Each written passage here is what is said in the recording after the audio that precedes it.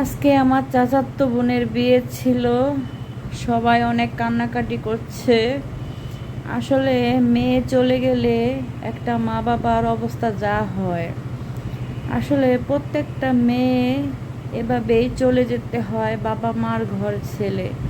আসলে বাবা মার ঘরটা যে কতটুকু খালি হয়ে যায়, দেখেন তাদের কান্নাকাটি হাজার কিভাবে কান্নাকাটি করছে তারা। আমার চাচি অনেক কান্নাকাটি করছে, চাচিকে এত বোঝাচ্ছি তারপরও উনি বুঝতেছে না। আসলে চাচি, অবশ্যই চাচির বোন ও কান্নাকাটি করতেছে। আসলে জানি না, মেয়েদের জীবনটা আসলে অনেক কষ্টের।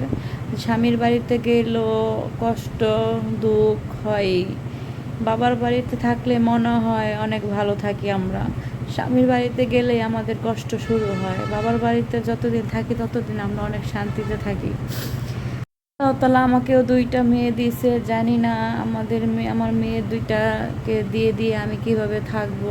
বলে তো দেখতে আছেন আমার চাচিটা কিভাবে কান্নাকাটি করছে, এটা আমার চাচি হয়। আসলে মেয়ে হয়ে জন্ম নেওয়াটা খুব ভাগ্যের বিষয়, কিন্তু মেয়ে হয়ে চলাফেরাটা খুবই কঠিন একটা কাজ। আসলে আমরা কি জানি না, আমার দুইটা মেয়ে দিছে, আমিও আমার দুইটা মেয়ে ছেড়ে কি করে থাকবো। আমারও হয়তো এতটুকু কষ্ট হবে। আমার এখনই খুব বুকটা খুব ফেটে যাচ্ছে। আসলে চাচাতো বোন সম্পর্ক করছে, তাই চাচাতো বোনের কথা মতনই ওকে বিয়ে দিছে। ও খুশি, সবাই খুশি, তাই আমরা কিছু বলি নাই। কিন্তু ওর বয়সটাও তেমন হয় নাই, সবাই 9-এ পড়ে। আসলে আমি দোয়া করি আল্লাহ তাআলা যেন আমার দুইটা মেয়ে দিছে, আল্লাহ উপযুক্ত বয়স হয়ে আমি যে তাদের বিয়ে শাদী দিতে পারি। মেয়েরা চলে গেলে বাবা মার ঘরটা খালি হয়ে যায়।